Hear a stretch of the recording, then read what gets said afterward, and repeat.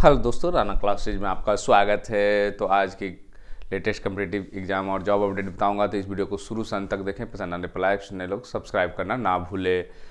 तो 67वीं का भी आपने देखा, मेंस का निकल गया। 68वीं का विज्ञापन भी जा रहे हैं। फिर भी ये जो कि छात्र है जो कि उतने, क्योंकि एक तो सीटों की संख्या कम है, उतने खुश नहीं है। एक तो कट ऑफ बहुत हाई चला गया, उससे भी काफ़ी निराश है। बहुत सारे लोगों का रिजल्ट नहीं हुआ, क्योंकि रिजल्ट तो उतना ही होना है। तो कहीं ना कहीं है जो कि अगर ये वैकेंसी 500 से ऊपर रहती तो थोड़ा सा एक्साइटमेंट, लेकिन इन लोगों को लगता है 281 तो बहुत कम। हालांकि इसमें पद जुड़ेंगे, बहुत ज़्यादा निराश होने की जरूरत नहीं है।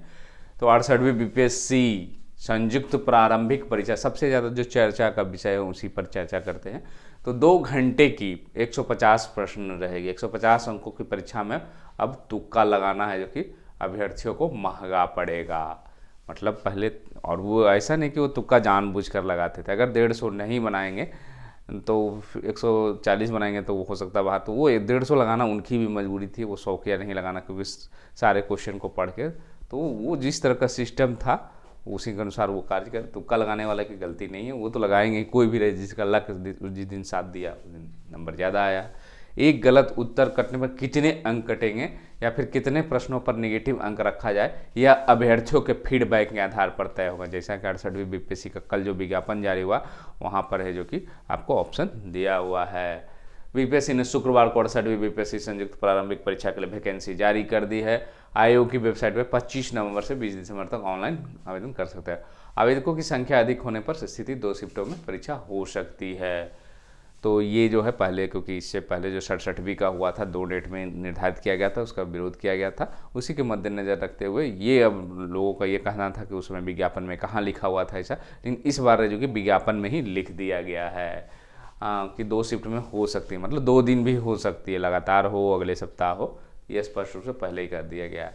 आयोग के अनुसार अभ्यर्थियों की संख्या और पारदर्शी तरीके से परीक्षा का आयोजन हो सके, इस पर विमर्श के बाद ही तय होगा कि 1 शिफ्ट में परीक्षा होगी या 2 शिफ्ट में।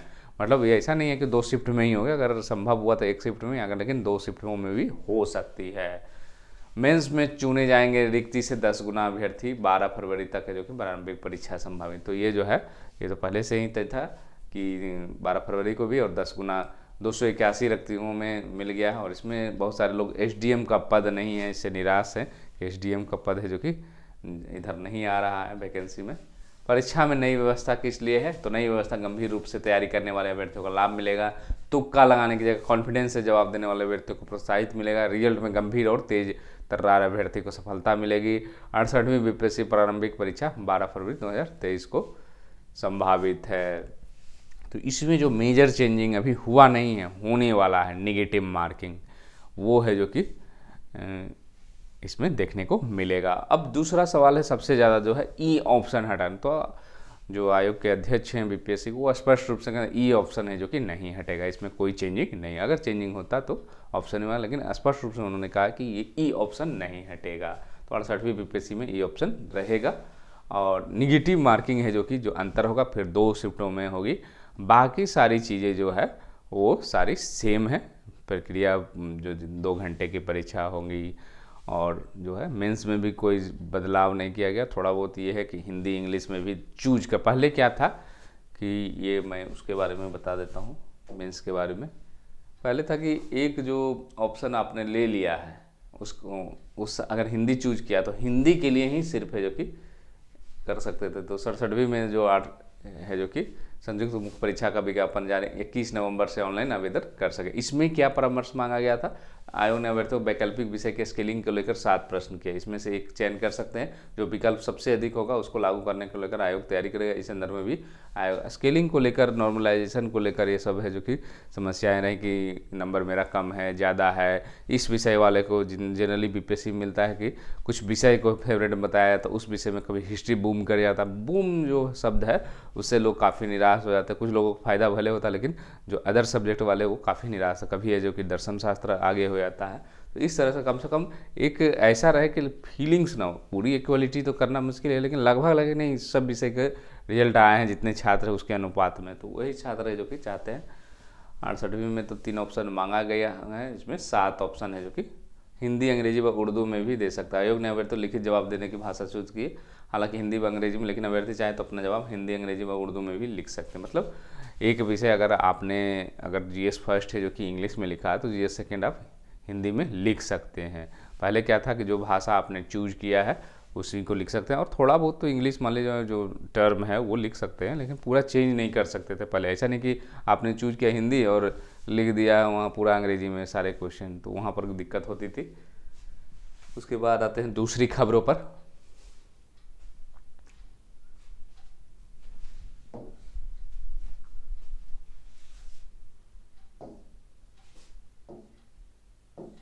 प्रदेश में शिक्षकों के अभी कितने पद खाली हैं? तो शिक्षकों के है जो कि आपको 3.38 लाख पद है जो कि खाली हैं। कितने हैं? 3.38 लाख पद है जो कि खाली हैं। हालांकि इतने पद भरने के लिए समुचित सीटीईटी एसटीईटी पास अभ्यर्थी ही नहीं है, मतलब वैकेंसी ज़्यादा है, अभ्यर्थी पास ही नहीं है। इन सब के बावजूद भी 7वें चरण का शिक्षक नियोजन जल्द शुरू होगा और इसकी तैयारी अंतिम दौर में है। यह जानकारी शिक्षा मंत्री प्रोफेसर चंद्रशेखर ने दी। वे शुक्रवार को विकास भवन स्थित सचिवालय में संवाददाताओं से चर्चा कर रहे थे।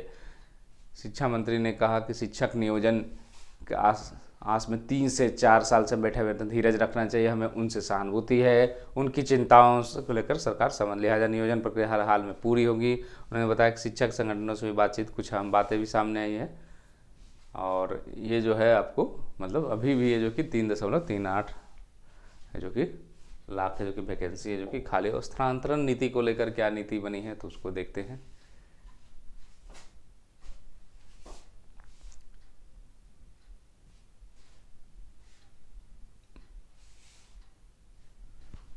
तो नियोजित शिक्षकों के जो कि स्थानांतरण की नीति है जो कि बनी है।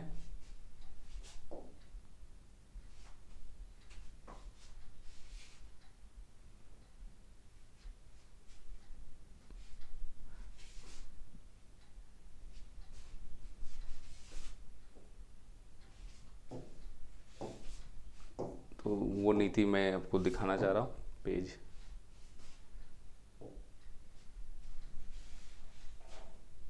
नियोजित ठोस नीति क्या है। तो राज्य के सभी 81,460 प्रारंभिक, माध्यमिक और उच्च माध्यमिक विद्यालयों में कार्यरत 3,52,000 नियोजित शिक्षकों के लिए ठोस नीति बनेगी, और इसकी घोषणा किया गया है। कौन से हैं वो? 3 साल की नौकरी की अनिवार्यता को भी इसमें खत्म किया है, इस पर विचार किया जा रहा है। इसे उन शिक्षकों का आश्रितों को ईपीएफ का लाभ मिलेगा जिन शिक्षकों की मृत्यु नौकरी के 3 साल के भीतर हो गए। वर्तमान में नौकरी आरंभ करने के 3 साल के अंदर किसी शिक्षक की मृत्यु हो जाती है तो उनको आश्रितों को कोई लाभ नहीं मिलेगा। तो ये है जो कि चेंज हो रहा है। और आवासीय सीमित शिक्षकों की जो बहुत सारी मांगे हैं, क्या क्या मांगे थी? तो वेतन असमानता विसंगति अविलंब दूर करे सरकार, समान काम के बदले समान वेतन, 9300 रुपये का वेतन प्रावधान हो, बिहार लोक सेवा आयोग से हो शिक्षकों की नियुक्ति, शिक्षकों को मिले राज्यकर्मी का दर्जा, पंचायती राज व्यवस्था शिक्षकों को मुक्त किया जाए, किसी शिक्षक की सेवा समाप्ति या बर्खास्तगी नहीं हो, गैर हाजिरी के नाम पर वेतन बंद या कटौती नहीं हो, विद्यालय निरीक्षण के नाम पर शिक्षकों को शोषण एक समान अवकाश तालिका हो, हर विद्यालय में पाठ्यटिका लागू हो, शिक्षकों के मूल्यांकन में 80% लिखित परीक्षा एवं 20% असेसमेंट का प्रावधान, बिहार विद्यालय परीक्षा समिति अन्य सुधार हो। तो ये सब है जो कि इनकी शिक्षकों की प्रमुख मांगे थी। तो ये ठोस नीति बनाने का है जो कि घोषणा किया गया है।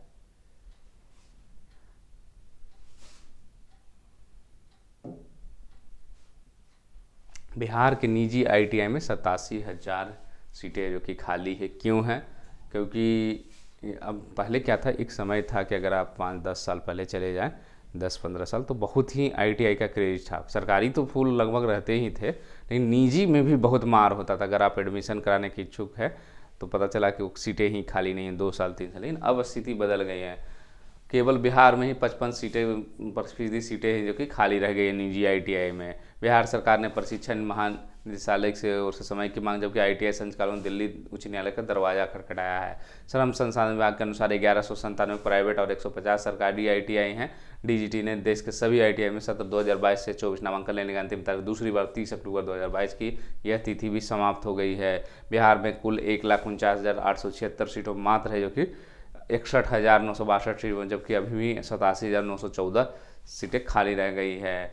तो ये जो निजी आईटीआई वहाँ पर है जो कि आपको 87,000 पद कार्य नामांकन की तिथि फिर से बढ़ाने की मांग किया गया है। पिछले सत्र में देर से नामांकन एक बड़ी वजह थी, जो देर से किया गया था उसके कारण 20% सीटें खाली रह गई थी। और सबसे बड़ा जो कारण रेलवे का जो वैकेंसी अधिकतर जो छात्र थे इसलिए करते थे कि ड्राइवर या टेक्नीशियन की या उससे संबंधित ITI से बहुत सारी वैकेंसी है जो कि निकल। अब क्या है कि एक ही बार वैकेंसी निकलती है, वो भी समय लग रहा है 2 साल 3 साल। अगर उसमें आप किसी कारण में चूक गए तो फिर उसका ITI का कोई वैल्यूएशन अब नहीं रहता। आप या तो आप निजी क्षेत्र में जाएँ तो ITI के लिए उपयुक्त संख्या बहाली नहीं की गई, इस कारण दिलचस्पी कम होते हैं। इसके अलावा बिहार राज्य प्रशिक्षण निदेशालय ITI पढ़ाने से लाभ जुड़े रोजगार के व्यापार का प्रचार नहीं किया जा रहा। तो ये जो है रेलवे की वैकेंसी जो कम हो गई है या लगातार नहीं निकल रही है, उसके कारण है जो कि या उपयुक्त संख्या निकल रही है लेकिन उतनी संख्या हम जितनी कर रहे हैं नहीं निकल रही। पहले था कम से कम बिहार के जो छात्र थे वो ITI कर लेते थे, टेक्निकल डिग्री मिल जाती थी और GS की तैयारी, उससे ड्राइवर में कम से कम जरूर हो जाता। टेक्नीशियन में तो थोड़ा कट ऑफ जाता था, लेकिन ड्राइवर में क्योंकि बहुत सारे ब्रांच के क्वेश्चन रहते थे। एक अच्छी फैसला है। 10वीं पास अगर आप ITI वाले सभी विद्यार्थी भी अब सीधे स्नातक में दाखिला ले सकेंगे। राजभवन ने इस संबंध में आदेश जारी किया है। राज्यपाल के प्रधान सचिव आनंद चंगथू ने राज्य के सभी कुलपतियों को पत्र भेजकर इस निर्णय की जानकारी दी है, इसे लागू करने को कहा है। इसके साथ ही ITI उत्तीर्ण विद्यार्थियों को ऊहापोह की स्थिति खत्म हो गई और कॉलेजों में नामांकन का रास्ता साफ हो गया। मतलब पहले क्या होता था कि अगर आप ITI किए हुए हैं तो स्नातक में एडमिशन नहीं होता था क्योंकि इंटर खोजता था, लेकिन अब जो है ये फैसला हो गया है। अगर आप ITI किए हुए हैं, 10वीं पास हैं, फिर ITI किए हुए हैं तो आपको सीधे स्नातक ग्रेजुएशन में आप नामांकन ले सकते हैं। 10वीं पास विद्यार्थी भी ITI की पढ़ाई करते हैं, 12वीं पास की विद्यार्थी भी स्नातक में आसानी से नामांकन लिया करते हैं, लेकिन 10वीं पास ITI छात्र स्नातक में नामांकन नहीं ले रहे थे। हालांकि शिक्षा विभाग को इस बार आदेश जारी किया, लेकिन विश्वविद्यालय प्रशासन उसे कहते हुए मानने से इनकार कर देते थे। राजभवन की ओर से ऐसा कोई आदेश जारी नहीं है, मतलब बना था लेकिन ले नहीं रहे थे। तो ये जो है ITI संचालकों ने 2020 में भी दिया था विज्ञापन कि मतलब जो 10वीं पास ITI है उनको अब सीधे जो कि ग्रेजुएशन में वो इंटर मानते हुए उसको एडमिशन ले। तो ये अच्छी पहल है। तो इन्हीं अपडेट के साथ धन्यवाद।